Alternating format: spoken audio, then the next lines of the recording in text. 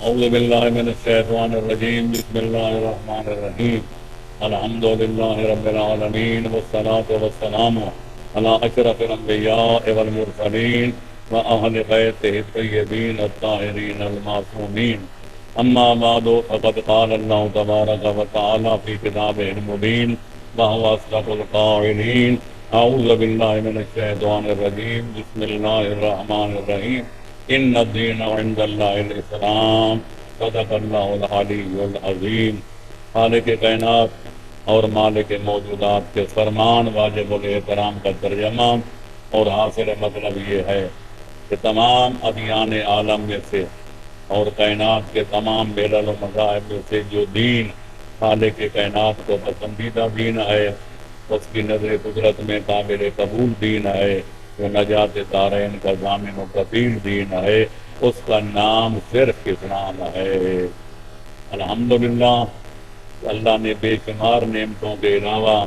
ہمیں نعمت اسلام سے نوازا ہے اور اس نے ہمارا نام رکھا ہے مسلمان وَسَمَّاكُمُ الْمُسْلِمِينَ۔ اب یہ ہمارا فرض ہے کہ ہم اپنے اسلام کی قدر و قیمت کریں، اپنے اسلام کی حفاظت کریں، جئیں تو مسلمان بن کر اور مرے تو مسلمان بن کر۔ یہ کوئی معمولی سعادت نہیں۔ حضرت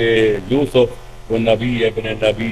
نبی ہیں، ان کے بارے میں قرآن خبر دیتا ہے، انہوں نے دعا مانگی تھی رب توفنی مسلمن والحقنی بالصالحین، اے اللہ میری وفات اسلام پر ہو اور میرا حشر نشر تیرے نیکوکار بندوں کے ساتھ ہو۔ تو لہذا حقیقی مسلمان بن کے جینا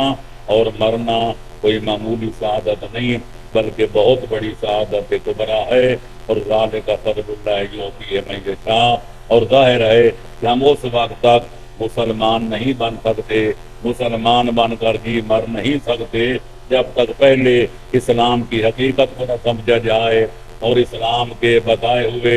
عقیدوں کے مطابق عقیدہ نہ رکھا جائے، اس کے اصولوں کے مطابق رفتار نہ اختیار کی جائے، اور اپنے آپ کو جب تک اسلامی اصولوں کے رنگ میں رنگا نہ جائے۔ تو اس لیے پہلے بیان ہو چکا کہ اسلام چند چیزوں کے مجموعے کا نام ہے، کہیں عقائد ہیں، کہیں اعمال ہیں، کہیں عبادات ہیں، کہیں واجبات و محرمات ہیں، اور کہیں معاشیات، کہیں اخلاقیات، کہیں سیاسیات، کہیں تمدنیات ہیں۔ ان چیزوں کے مجموعے کا نام ہے اسلام۔ تو بحمدللہ سلسلہ کلام اسلام کے عقائد کے بارے میں جاری تھا، لہذا توحید کے متعلقہ مسائل بیان ہو چکے۔ سابقہ پروگراموں میں اللہ کی عدالت کے بارے میں سیر گفتگو ہو چکی، پیغمبر خاتم کی نبوت خاصہ اور انبیاء و مرسلین کی نبوت عامہ کے بارے میں گفتگو سلسلہ جاری تھا۔ تو میں نے گزشتہ تقریر میں عرض کیا تھا کہ جس معیار پر ہم باقی نبیوں کو نبی مانتے ہیں اور رسولوں کو رسول جانتے ہیں، اسی معیار پہ پرکھا جائے تو پیغمبر خاتم سید الانبیاء والمرسلین کی صادق اور مصدوق نظر آتے ہیں۔ آج کی میں اس تقریر میں اور آج کی تقریب میں میں ثابت کرنے کی کوشش کروں گا کہ پیغمبر خاتم صرف نبی ہی نہیں، وہ سید الانبیاء بھی ہیں، وہ صرف رسول نہیں بلکہ سید المرسلین بھی ہیں، صرف نبی اور رسول نہیں، وہ خاتم الانبیاء والمرسلین بھی۔ تو اتنا عرض کروں گا تمہیداً کہ اللہ نے جو اللہ علیم بھی ہے اور حکیم بھی ہے، اتنا بڑا عالم، اتنا بڑا علیم کہ کائنات ارض و سماوی کا کوئی ذرہ اس کے علم سے باہر نہیں ہے، اور اتنا بڑا حکیم و دانا اس کا کوئی قول و فعل حکمت و مصلحت سے خالی نہیں ہے۔ تو اس کے علم و حکمت کا تقاضا یہ ہے، ہم دیکھتے ہیں کہ ابتدائی آفرینش کائنات سے لے کر آج تک اللہ نے کائنات میں کوئی بھی دو چیزیں من جمیع الجہات برابر پیدا نہیں کی، اور آج تک کی تاریخ جب یہ بتاتی ہے، حال بھی بتاتا ہے ماضی بھی، کہ اللہ نے کبھی دو چیزیں برابر پیدا نہیں کی، تو اس سے اندازہ لگایا جا سکتا ہے کہ آئندہ بھی خالق کائنات ایسا ہی کرے گا، جس طرح آج تک دو چیزیں برابر پیدا نہیں کی، آخر تک قیامت تک کوئی بھی دو چیزیں برابر پیدا نہیں کرے گا۔ تو لہذا میں یہ کہنے میں کوئی بات نہیں سمجھتا کہ دو نبی ہیں وہ مرتبے الگ الگ ہیں، دو رسول ہیں تو شان الگ الگ ہے، دو ولی ہیں تو ولایت کا مقام الگ الگ ہے، دو مومن ہیں تو ایمان الگ الگ، دو بے ایمان ہیں تو بے ایمانی الگ الگ، دو مسلمان ہیں اسلام الگ الگ، دو کافر ہیں تو کفر الگ الگ، دو نیکوکار ہیں ان کی نیکیاں الگ الگ، دو بدکار ہیں ان کی بدکاریاں الگ الگ، لہذا سارے کوئی جاہل ہے، کوئی زر جاہل ہے، کوئی ابو جہل ہے، کوئی مومن ہے، کوئی امیر المومنین ہے، کوئی کل ایمان ہے، کوئی مرکز و محور ایمان ہے، الغرض ہر دو چیزوں میں فرق مراتب نظر آتا ہے۔ خاص طور پر انبیاء و مرسلین آدم سے لے کر خاتم تک بحیثیت مسلمان ہونے کے ہمارا سب کی صداقت پر، نبوت پر، حقانیت پر، واجب الاحترام ہونے پر، ان کو معصوم سمجھنے پر ہمارا سب کا اتفاق ہے، لیکن جہاں تک مراتب کا تعلق ہے، جہاں تک مدارج کا تعلق ہے، جہاں تک ان کے فضائل و فضائل کا تعلق ہے، وہ خود قرآن گواہ ہے۔ تیسرے پارے کی ابتدا یہیں سے ہوتی ہے کہ تلک الرسل فضلنا بعضهم علی بعض۔ اللہ فرماتے نبی سارے برحق ہیں لیکن ہم نے بعضوں کو بعضوں پہ فضیلت دی ہے، لہذا آدم بھی برحق کو اور نوح بھی برحق کو، ابراہیم خلیل اللہ بھی برحق کو، حضرت اسماعیل صبیح اللہ بھی برحق کو، حضرت موسیٰ و عیسیٰ بھی برحق کو، ہمارا مصطفیٰ بھی برحق کو۔ لیکن میں عرض کروں گا آدم سے لے کر حضرت عیسیٰ ابن مریم تک بنابر مشہور جن کی تعداد ایک کم 1,24,000 بنتی ہے، اگر سارے نبی اپنی نبوتوں، سارے رسول اپنی رسالتوں، سارے معصوم اپنی عصمتوں، اپنے علموں، اپنے عملوں، اپنی عظمتوں، اپنی جلالتوں کے ساتھ اکٹھے ہو کے بھی آ جائیں، حسنین کے نانے کی عظمت کی برابری نہیں کر سکتے۔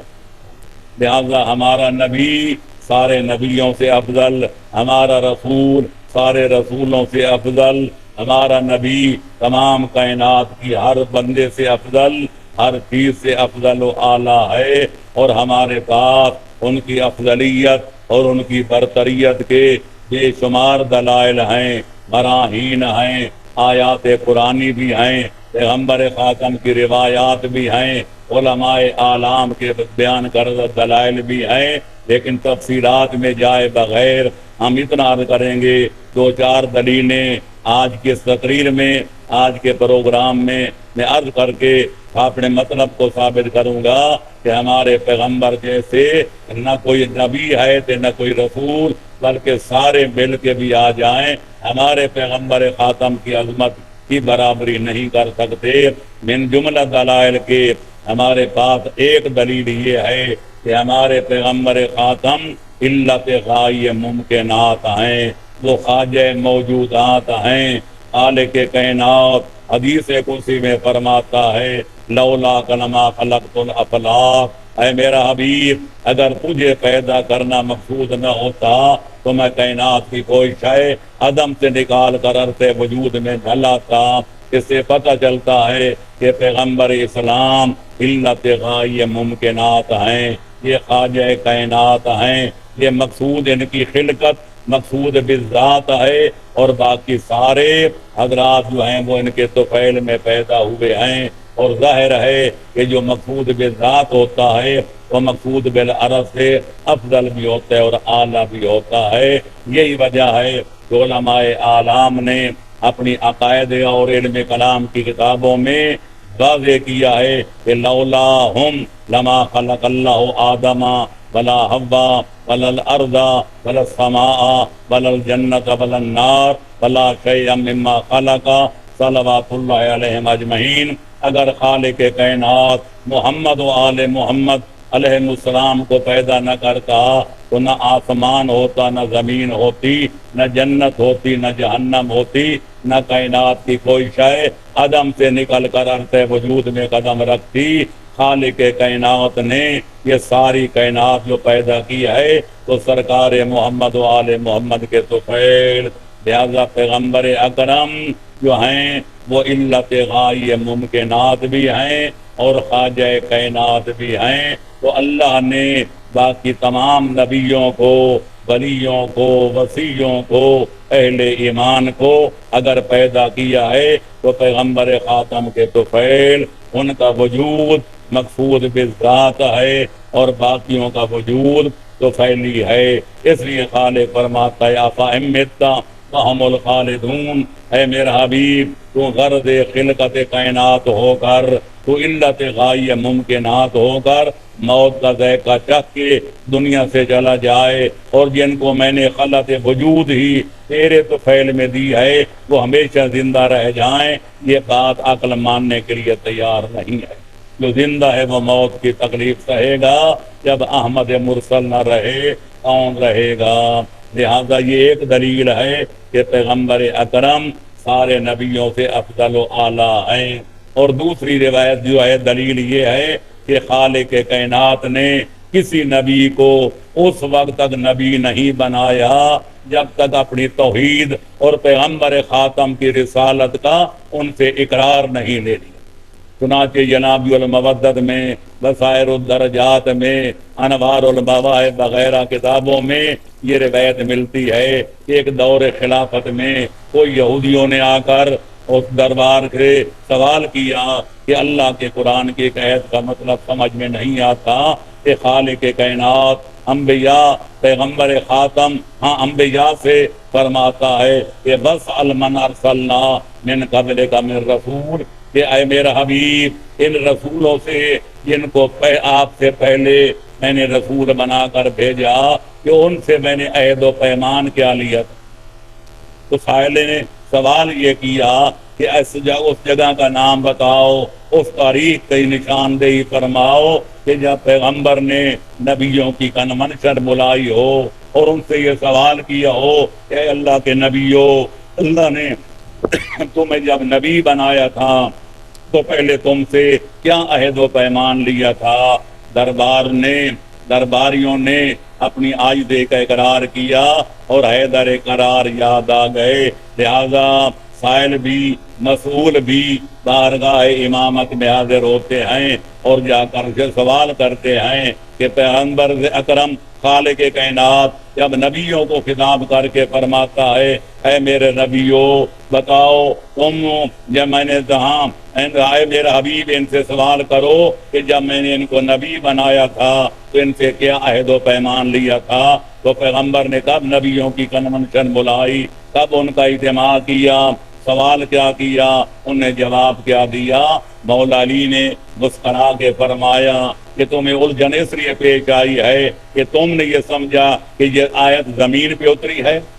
نہیں، اس کا شان نزول یہ ہے کہ جب پیغمبر خاتم معراج پہ تشریف لے گئے اور معراج کے شرف حاصل ہونے کے ساتھ جب انہیں اپنا سابق انبیاء کو نماز پڑھائی، نماز کا سلام پھیرا تو خالق اکر نے وحی کی ڈوری ہلائی کہ میرا حبیب بس المن ارسلنا من قبلک، جن کو میں نے آپ سے پہلے رسول بنا کر بھیجا تھا ان سے پوچھو کہ علام بعثتم، کہ اللہ نے تم سے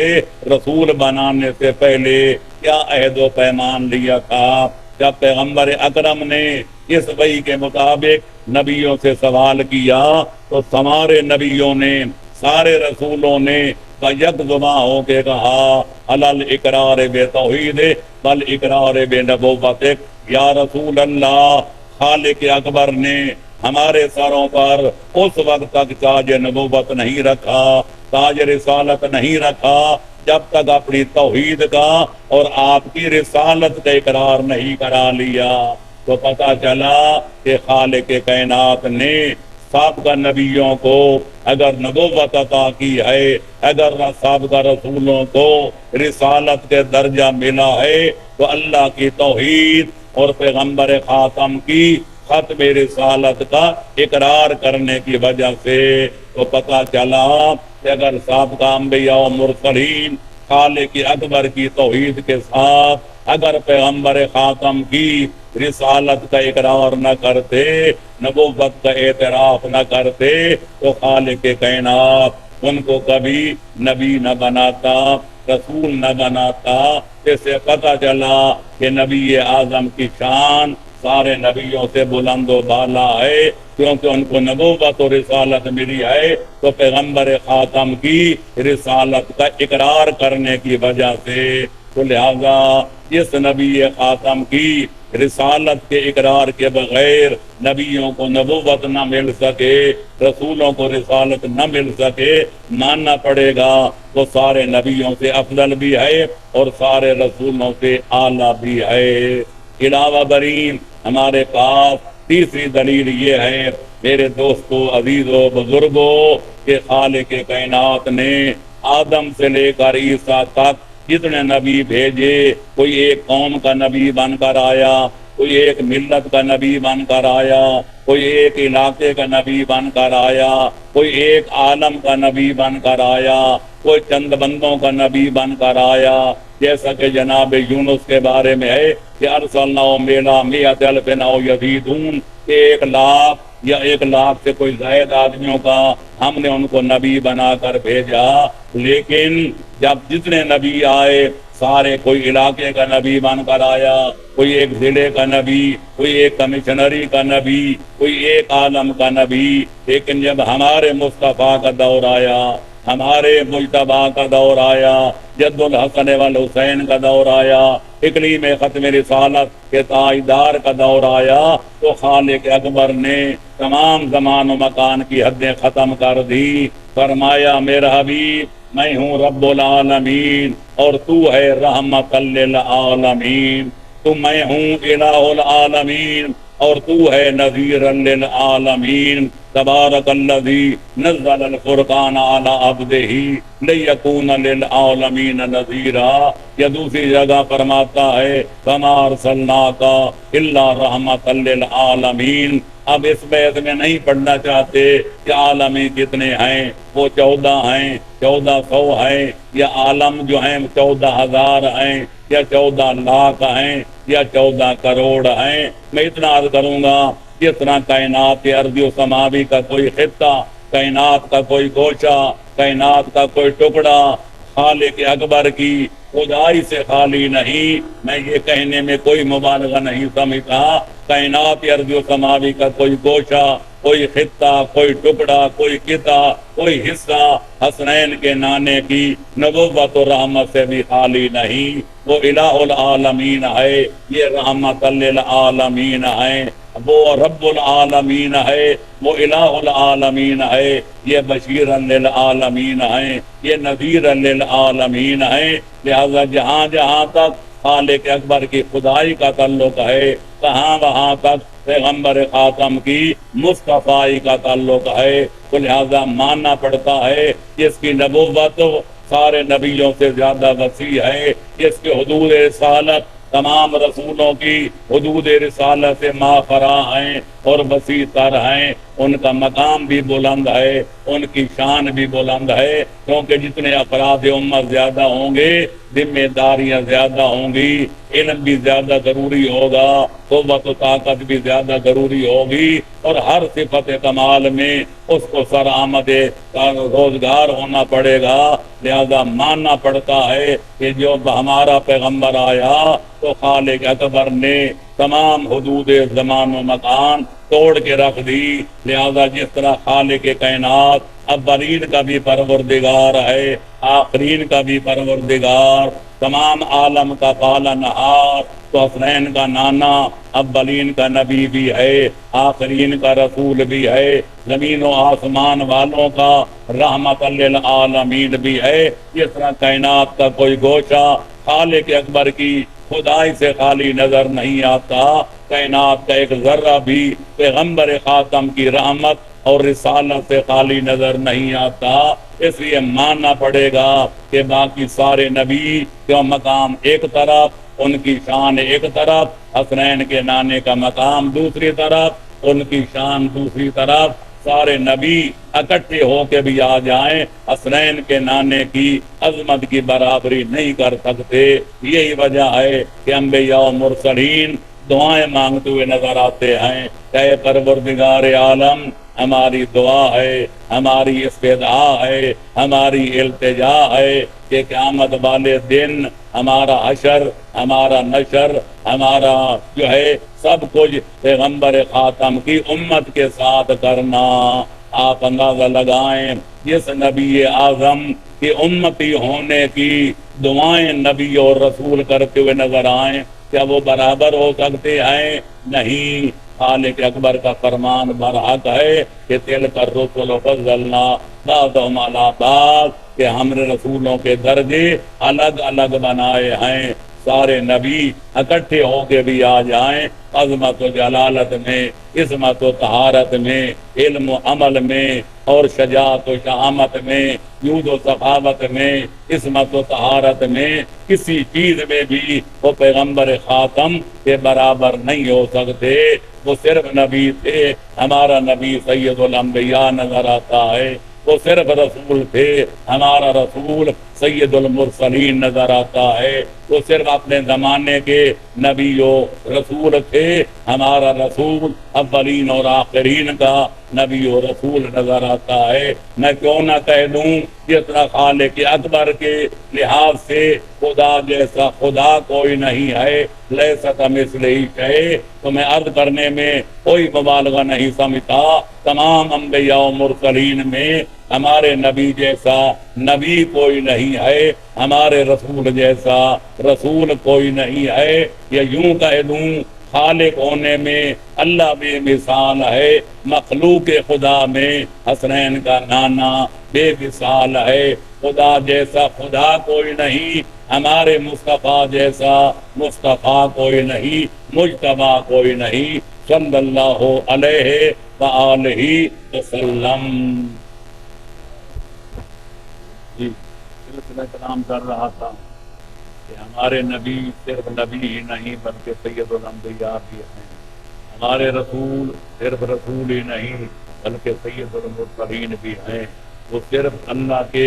ایک علاقے یا ایک ملک یا ایک ملت یا ایک عالم کے نبی نہیں، وہ عالمین کے نبی بھی ہیں، عالمین کے لیے ذریعہ رحمت بھی ہیں، عالمین کے لیے ذریعہ بخشش بھی ہیں۔ لہذا جہاں تہاں تک خالق اکبر کی خدائی کا تعلق ہے، کہاں وہاں تک حسنین کے نانے کی نبوت و رسالت اور ان کی مصطفیٰ کا تعلق ہے۔ کوئی سمجھے یا نہ سمجھے، خالق کائنات اپنا کام کر رہا ہے، رسول رحمت اپنا کام کر رہے ہیں۔ وہ اس بات کے محتاج نہیں کوئی خدا کو خدا مانے یا نہ مانے، خدا بہرحال خدا ہے۔ کوئی مصطفیٰ کو رسول خدا جانے یا نہ جانے، بہرحال وہ مصطفیٰ ہیں اور سید العالمین اور سید الاولین والآخرین ہیں۔ ایک بار حضرت موسیٰ نے گھبرا کر بعض روایتوں میں ملتا ہے، کتاب حلیت المتقین یہ حدیقۃ المتقین میں یہ روایت موجود ہے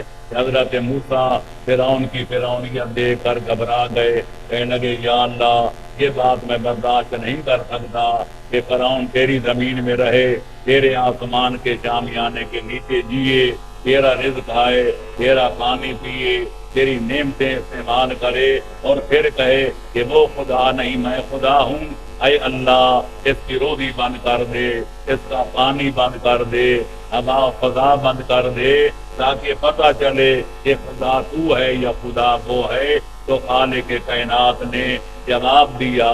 موسیٰ خدا کا کام ہے خدائی کرنا، بندے کا کام ہے بندگی بجا لانا۔ اگر کوئی بندہ گندا بن جائے، فرعونیت پر تل جائے، تو کیا ضد میں آ کر میں خدائی چھوڑ دوں؟ لہذا خدا بہرحال خدا ہے، ہمارا مصطفیٰ کوئی مانے تو بھی مصطفیٰ ہے، کوئی نہ مانے تو بھی مصطفیٰ ہے۔ وہ لوگوں کے ووٹوں کے بنائے ہوئے نبی نہیں، وہ خالق کائنات کے منتخب کردہ نبی ہیں۔ تو تین دلیلیں پہلے عرض کی جا چکی ہیں کہ ہمارا پیغمبر تمام پیغمبروں سے افضل نظر آتے ہیں، ہمارے نبی سارے نبیوں سے ممتاز نظر آتے ہیں، ہمارے رسول سارے رسولوں کے سردار نظر آتے ہیں۔ اور چوتھی دلیل یہ ہے کہ خالق کائنات نے آدم سے لے کر عیسیٰ تک جتنے کمالات، جتنے فضائل، جتنے فواضل، جتنے مناقب، جتنے محامد ہر نبی کو عطا فرمائے۔ اگر تحقیق کی نظر سے دیکھا جائے، تاریخ عالم و عالمیان کو پڑھا جائے تو معلوم ہوتا ہے کہ خالق کائنات نے سارے انبیاء کے متفرق کمالات، متفرق معجزات، متفرق کمالات ایک ہمارے پیغمبر خاتم کی ذات میں وضعیت کر دیے ہیں۔ اسی بنا پر شاعر نے کہا تھا کہ لیسا علی اللہ بمستنکرن ان یجمع العالم فی واحد، اللہ کے لیے یہ کوئی چیز بعید نہیں ہے کہ پورے عالم کو ایک چیز میں سمیٹ کے رکھ دے، سمندر کو کوزے میں بند کر دے، دریا کو بلبلے میں بند کر دے، تو اللہ کے لیے کوئی مشکل عام نہیں ہے۔ لہذا کسی کہنے والے نے بالکل بجا کہا ہے، اس نے یوسف دم عیسیٰ ید بیضا داری آنچ خوباں ہم دارم تو تنہا داری۔ اے پیغمبر اکرم، تیرے ہاتھ کو دیکھا جائے تو ید بیضا نظر آتا ہے، تیرے دم کو دیکھا جائے تو دم عیسیٰ نظر آتا ہے، تیرے صبر کو دیکھا جائے تو صبر ایوبی نظر آتا ہے، تیری خلت کو دیکھا جائے تو خلیل خدا یا نظر آتے ہیں، تیرے حسن و کمال کو دیکھا جائے تو یوسف کنعان نظر آتے ہیں۔ خلاصۃ الکلام یہ ہے، جو تمام انبیاء خوبیاں رکھتے ہیں، جو اپنے فضائل رکھتے ہیں، جو کمالات رکھتے ہیں، وہ سمٹ کر تیری ذات میں اکٹھے نظر آتے ہیں۔ تو لہذا جب پیغمبر اکرم جامع جمیع کمالات انبیاء ہیں تو پھر ماننا پڑے گا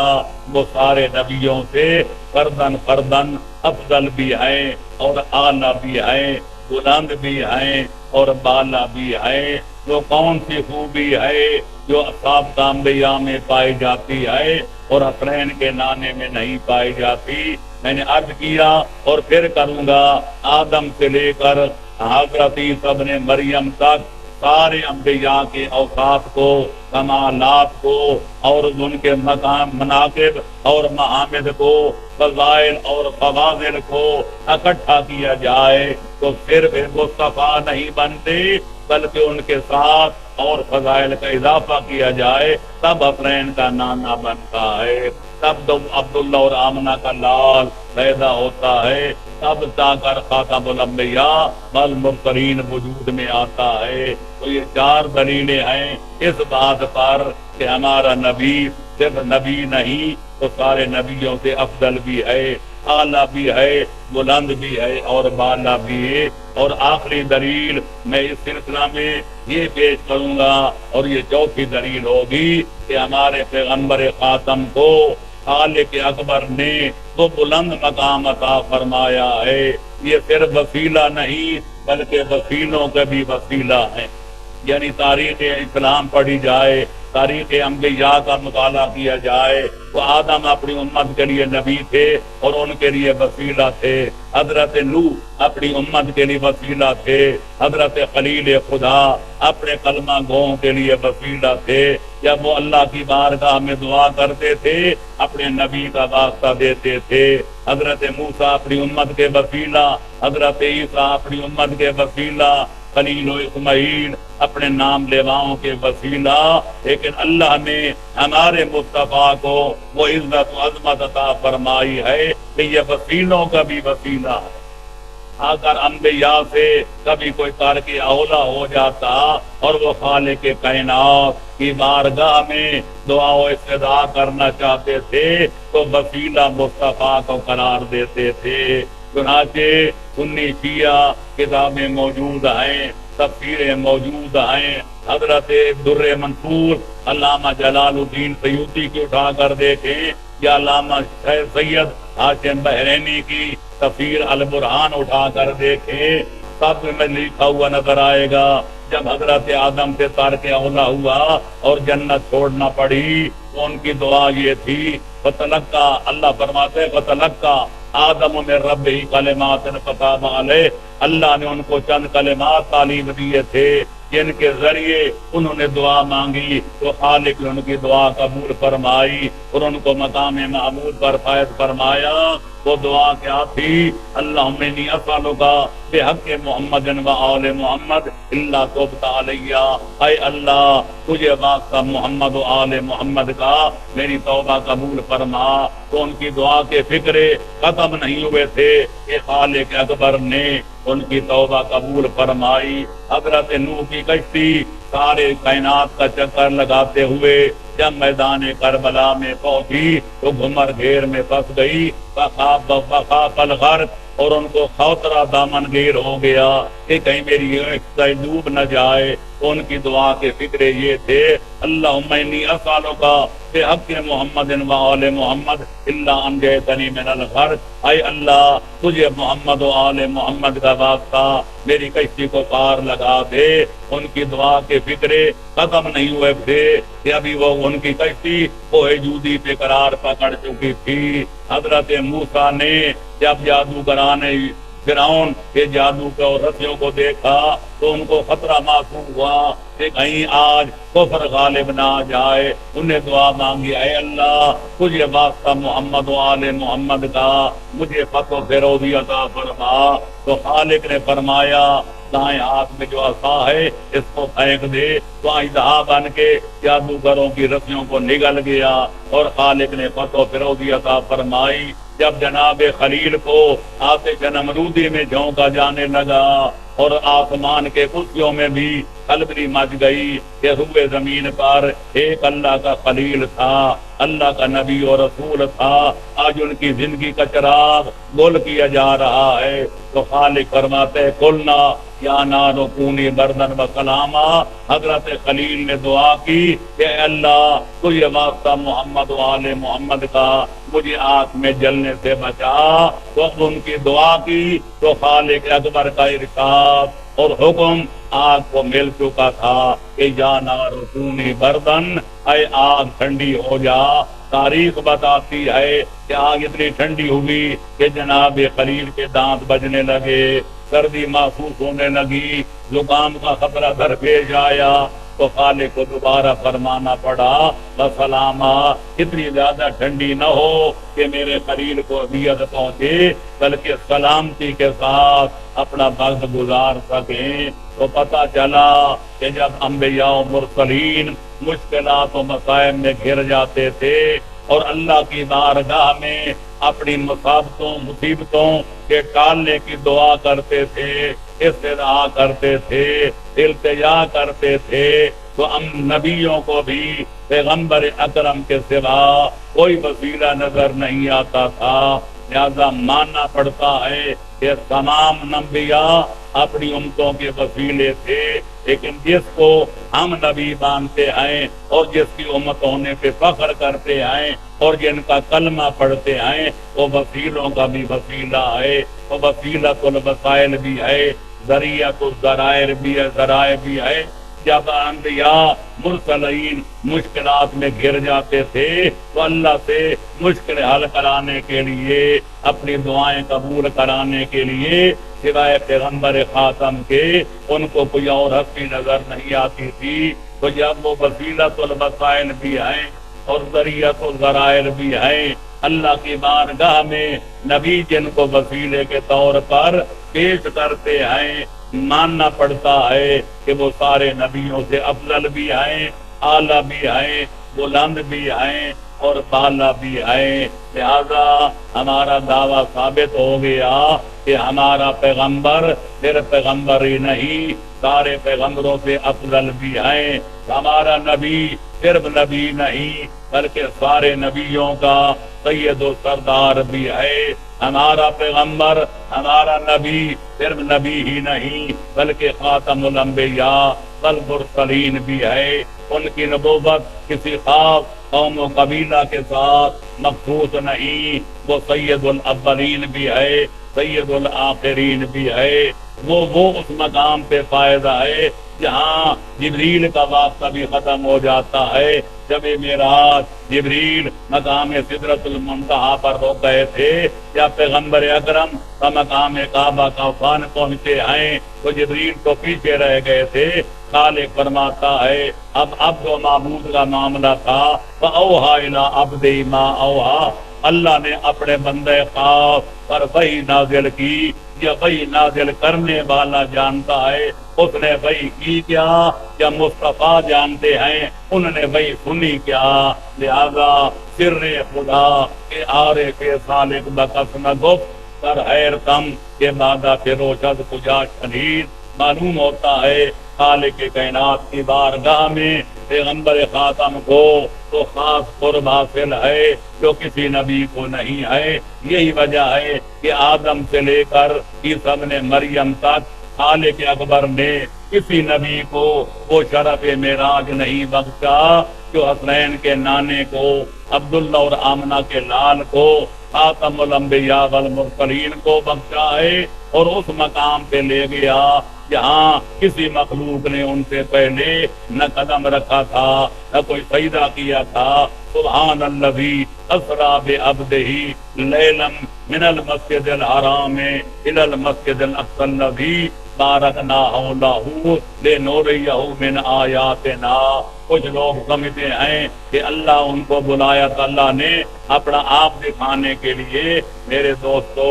میرے عزیز اور بزرگوں، خالق اکبر نہ جسم و جسمانیات سے منزہ ہے، نہ کان و مکانیات سے مبرہ ہے، وہ نہ دنیا میں نظر آتا ہے اور نہ آخرت میں نظر آئے گا۔ حضرت موسیٰ نے اپنے قوم کے سوالات سے مجبور ہو کر کہہ دیا تھا رب ارنی، اے اللہ اپنا آپ مجھے دکھا۔ خالق نے فرما دیا تھا انکا لن ترانی، اے موسیٰ تم کبھی مجھے نہیں دیکھ سکو گے، نہ دنیا میں نہ آخرت میں۔ نظر وہ چیز آتی ہے جو جسم رکھتی ہو، نظر وہ چیز آتی ہے جو کسی جہت میں ہو، نظر وہ چیز آتی ہے کہ جس کے اور دیکھنے والے کے درمیان کوئی حد فاصلہ موجود ہو۔ اللہ ان تمام چیزوں سے منزہ و مبرہ ہے۔ تو اللہ فرماتا ہے میں اس لیے نہیں لے گیا تھا کہ اپنا آپ دکھاؤں، اپنی زیارت کراؤں، بلکہ میں اس لیے لے گیا تھا کہ عالمین کے نبی کو عالم بالا کی سیر کراؤں، کیونکہ خبر دینے کے لیے بے شک علم کافی ہے لیکن مشاہدہ اور ہے۔ اطمینان قلب کے لیے دکھانا بھی ضروری ہوتا ہے، جیسا کہ جناب خلیل خدا نے کہا تھا اے میرا پروردگار کیف تحیی الموتیٰ، مجھے آنکھوں سے دکھا کہ تم مردوں کو کس طرح زندہ کرتا ہے۔ تو خالق اکبر نے فرمایا اولم تؤمن، اے میرا خلیل کیا تیرا ایمان نہیں کہ میں مردوں کو زندہ کر سکتا ہوں؟ عرض کیا یا اللہ ایمان تو ضرور ہے پر میں اطمینان چاہتا ہوں۔ یہ پتہ چلا ایمان اور ہے اطمینان اور ہے۔ خالق کائنات ہمارے پیغمبر خاتم کو عرش بری پر مقام کعبہ قوسین پر اس لیے لے گیا تھا کہ زمین میں تو پہلے رہتے تھے، زمینی حقائق کو آنکھوں سے دیکھتے تھے۔ خدا چاہتا تھا کہ عالمین کے نبی کو پورے عالمین کے سیر کرائے، عالم بالا میں لے جا کر ان کو الہیہ آیات الہیہ دکھائے، تاکہ پیغمبر اکرم اپنی امت کو جو کچھ بتائیں وہ صرف شنید کی بنا پر نہ ہو بلکہ دید کی بنا پر ہو، مشاہدہ کی بنا پر ہو، تاکہ لوگوں کو اطمینان ہو جائے، یقین کامل ہو جائے اور شک و شبہ کرنے کی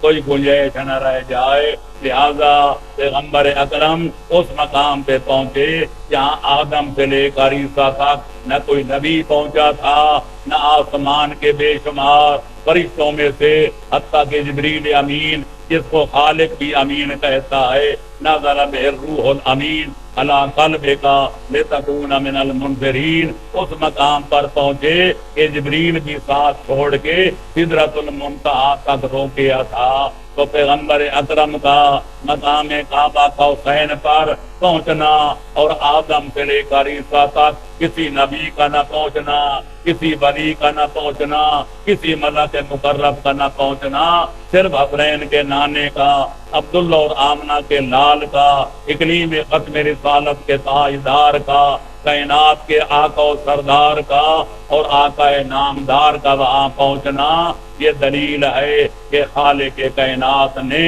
تخلیق کائنات کا جب سے آغاز کیا ہے اس وقت سے لے کر آج تک اور آج سے لے کر آفتاب قیامت کے ابھرنے تک کوئی ایسا آلہ ہی پیدا نہیں کیا تخلیق کائنات تو کوئی ایسا سانچہ ہی پیدا نہیں کیا نہ بنایا ہے کہ جس میں ڈھلنے والا محمد عربی کی برابری کا دعویٰ کر سکے لہذا اللہ کی تمام کائنات میں حسنین کا نانا بے مثال نظر آتا ہے ذرا اس پیغمبر اکرم کی برابری کا دعویٰ کون کر سکتا ہے جس کی غلامی کا دعوے دار حیدر قرار نظر آتا وہ حیدر قرار جس کو دنیا کے اہم کونے خدا کی جگہ خدا کہا وہ پیغمبر علی جس کو پیغمبر نے دین و دنیا میں اپنا بھائی کہا جس کو اللہ نے قرآن میں نفس نبی کہا جس کو اللہ نے اپنا بلی کہا جب اس سے پوچھا جاتا ہے کہ یا علی آپ کون ہیں تو مولا علی اپنا تعارف کے مقام میں نہ کوئی آیت پڑھتے ہیں نہ کوئی پیغمبر کی روایت پڑھتے ہیں نہ کسی بزرگ کا کلام پیش کرتے ہیں بلکہ مقام فخر میں صرف اتنا فرماتے ہیں انا عبد من عبید محمد میں محمد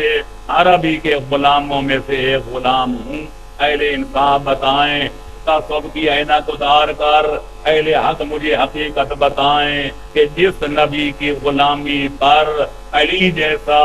حیدر قرار جیسا امام الابرار جیسا ابو الائمۃ الاطہار جیسا بطول کا شوہر نامدار جیسا حیدر قرار جس کی غلامی پہ ناز کرے علی کے آقا کی عظمت کا اندازہ کون لگا سکتا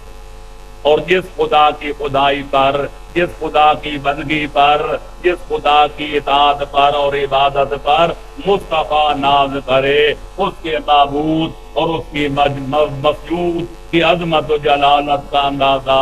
کون انسان لگا سکتا ہے اس لیے کہنا پڑتا ہے کہ خاموشی از ثنائے تو حق کے ثنائے تو میرے دوستو عزیزو بزرگو کائنات میں جتنی پیغمبر اکرم کی مدحیں لکھی گئیں نعتیں لکھی گئیں اس کی کائنات میں کوئی اور مثال نظر نہیں آتی پیغمبر اکرم جیسا ممدوح کائنات کوئی اور نظر نہیں آتا بطور غالب کس سے ہو سکتی ہے مداحی ممدوح خدا اور کس سے ہو سکتی ہے آرائش فردوس بریم لیکن نعتیں لکھنے والے عربی بولنے والے فارسی بولنے والے پشتو اور انگلش بولنے والے پنجابی اردو بولنے والے اتنی نعتیں لکھی اگر ان کو کسی اونٹ پہ لادا جائے میں کہتا ہوں 70-100 اونٹ کا بوجھ بن جائے گا پیغمبر کی نعتیں پھر بھی ختم نہیں ہوں گی لیکن آج تک جتنے شعراء نے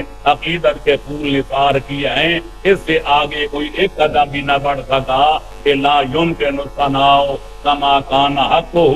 بعد خدا بزرگ کوئی قصہ مختصر اے حسنین کا نانا اے عبداللہ اور آمنہ کا لاڈ اے ختم رسالت کی اقلیم کا تائیدار ہم آپ کی اصل حقیقت کو نہیں سمجھ سکتے پر اتنا جانتے ہیں خدا کے بعد پورے عالم امکان میں تیری کوئی مثال نہیں ہے تیری کوئی شبیہ نہیں ہے تیری کوئی نظیر نہیں ہے تیرا کوئی ہم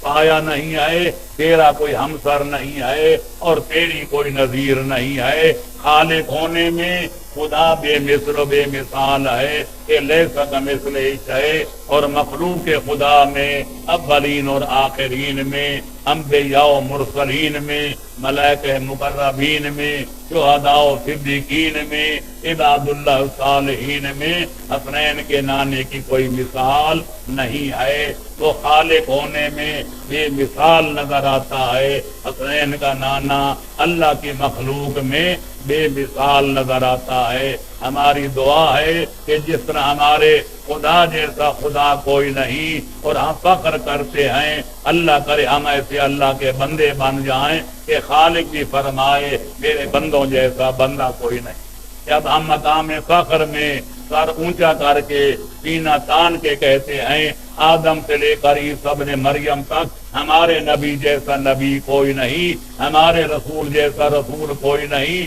خدا کرے ہم بھی ایسے شریف امتی بن جائیں، حسنین کا نانا بھی فرمائے میرے جیسا نبی کوئی نہیں تو تمہارے جیسا امتی کوئی نہیں۔ اور جب ہم کہیں، یہ بھی فکرہ کہہ دوں کہ یا علی ہم تو تیرے ہیں، اور ہم کہیں ہمارے امام جیسا امام کوئی نہیں، اللہ کرے آل محمد کا صدقہ ہم اس قابل بن جائیں کہ امام المتقین امیر المومنین بھی حیدر قرار بھی فرمائے میرے جیسا امام کوئی نہیں تو تمہارے جیسا شریف غلام کوئی نہیں۔ پھر دیکھو کہ اسلام ترقی کرتا ہے یا نہیں، مذہب آل محمد پھیلتا ہے یا نہیں، مسلمان فتح مند ہوتے ہیں یا نہیں، ہر جگہ پر ان کی عزت عظمت بحال ہوتی ہے کہ نہیں۔ یاد رکھو عمل سے زندگی بنتی ہے، جنت بھی جہنم بھی، یہ خاکی اپنی فطرت میں نہ نوری ہے